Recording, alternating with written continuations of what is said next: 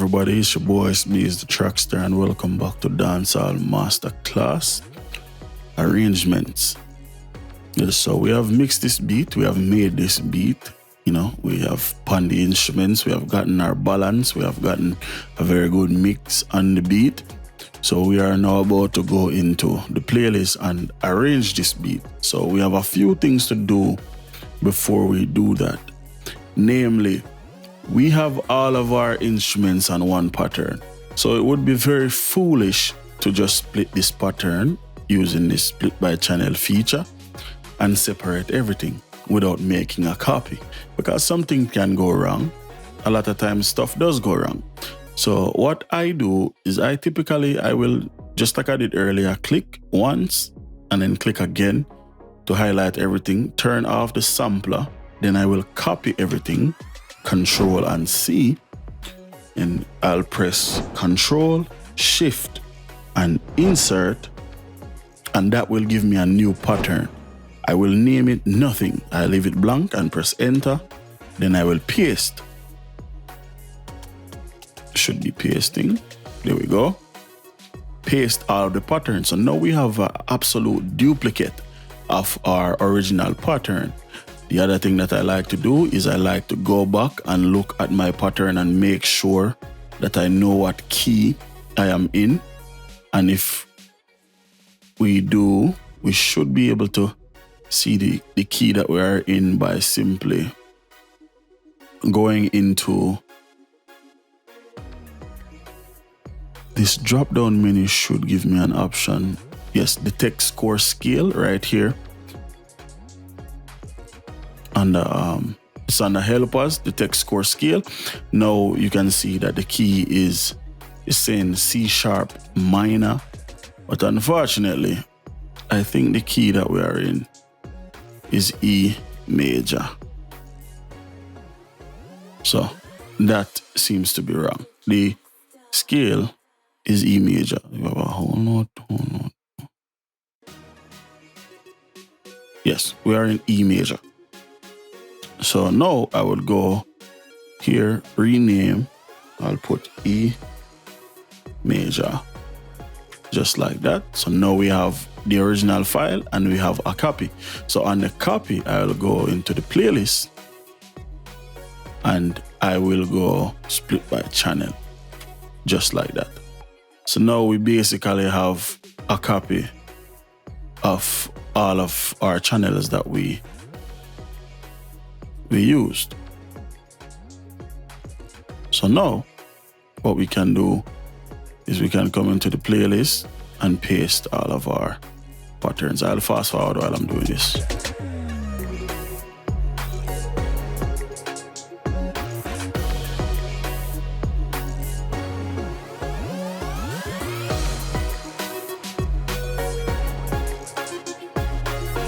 Alright, cool. So we have all the patterns in the playlist. Now it's basically just how do we arrange it. So it all depends on the type of beat. This is more of a slower beat as far as melody wise. The tempo is 100, so it's pretty fast, but it's not the most up-tempo beat ever, So you can basically start the beat with the main instrument.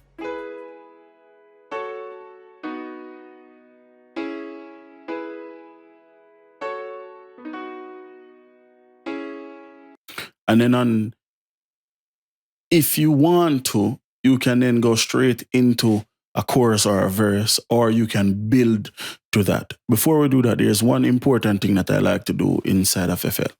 So there's this feature called lock to content. And what that does is it locks the patterns on a selected track. So I couldn't just go and get this sweeping metal and paste it up here. It's impossible. But I could paste that sweeping metal anywhere else, but I cannot paste it on this track. What that does, it prevents mistakes. So once I get my patterns into the playlist, that's almost immediately the very next thing that I do. In FL Studio 20, if we switch over here, this feature is basically drag and drop. Now in FL Studio 11, we cannot do that. So, we just have to basically work around that. So I'll just fast forward. I just have to go through and do it one by one. So I'll fast forward and I'll see you in a sec. So now, like I said, we can either build into the chorus or we can go immediately into the chorus. I like to build into my choruses. So basic arrangement for dancehall is just to have a 4-bar verse, 4-bar chorus, 4-bar verse, 4-bar chorus, on and on and on and on and on. Mine is a little bit different, you know? So we'll get to that once we get to more advanced stuff. But for right now, we'll just stick to the 4-bar, or we call it 4x4. So another thing that we can do, we can also start labeling up our sections. So if you press Alt and T, then you can introduce a marker. I like to call my first marker intro, and that goes to the front. My second marker, you can just right click and then press insert marker. My second marker will be called, I'll go verse. I'll start with a verse. That's always up to you. It's up to you whatever you want to start with. So like I said, we have 4 bars here, 4 bars for the verse, and then we'll go back into, the chorus and so on and so on. So what instruments could we add to kind of build anticipation for the verse? We don't want to give away too much of the beat. So we could just add 1 after 2 stacked melodies like this. So if we play from top,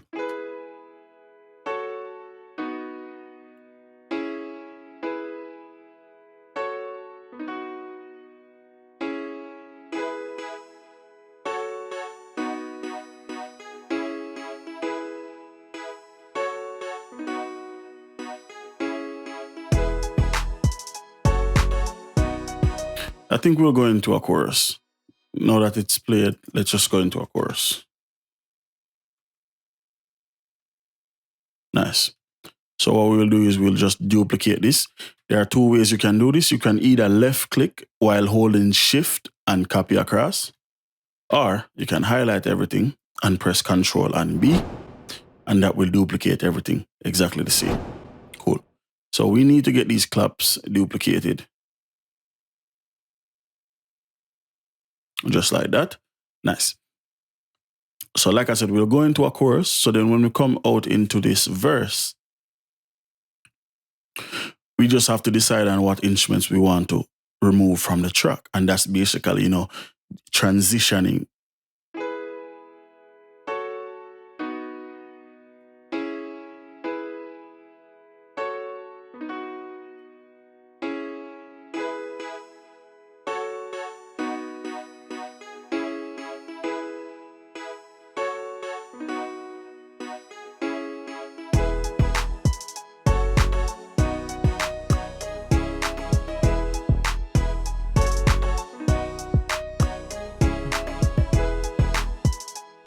And when you take out instruments, it doesn't have to be, something specific. You can just take stuff out and listen and see how different the track sounds. And if you need to add something back, you can always do that.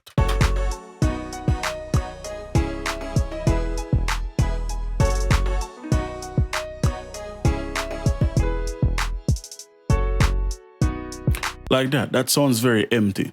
So what we could do is just play it again and let's add back an instrument.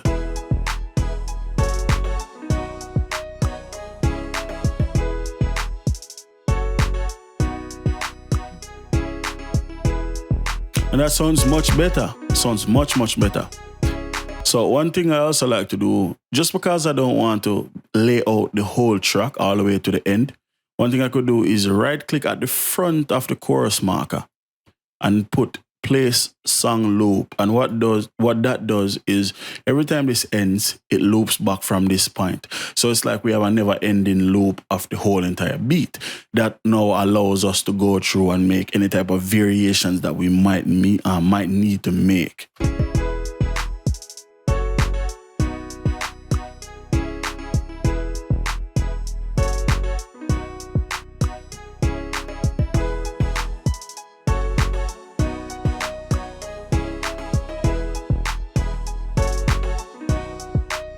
Awesome. So we have a basic arrangement of the track. So I lay it out. If I were to just copy this chorus and verse 2 more times, then we have a full beat. As a beginner, that's a great beat.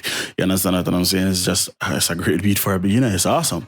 So we're not done with this track, actually. So what I am going to do now is I'm going to end this video, but in the next video, the one thing that this beat seems to be lacking, you know, because it's not the greatest beat in the world, it's not the greatest, you know, rhythm, it's just, you know, like I said, I'm approaching this as if I'm a beginner, I'm just building some simple stuff. So one thing that this is definitely lacking, we need some transitions, you know, some effects, some sizzle, you understand what I'm saying? So in the next video, that's what I'm going to add. As far as the mix, I'm loving the mix. It's clear, it's clean. We can hear everything. The arrangement is perfectly fine. We can go in and out. We can tell when we're in a chorus or a verse. You know, we might not know which is which. You know, as let's say we were a neutral listener, we wouldn't know which is which, but we can definitely tell when something changes, you know, and that's very good. So next thing, what we're going to do is I'm going to show in the next video how to transition into a verse, or transition into a chorus or a verse without even using effects. But we will use an effect to transition from the intro into the chorus. But I'll show a technique how you can transition from the chorus into the verse without even using an effect, and just adding, you know, little chops and stuff like that. You understand? So we'll get to that in the next video, like I said. So until next time, it's your boy Itz-Beez-Da, the TrackStar. Peace.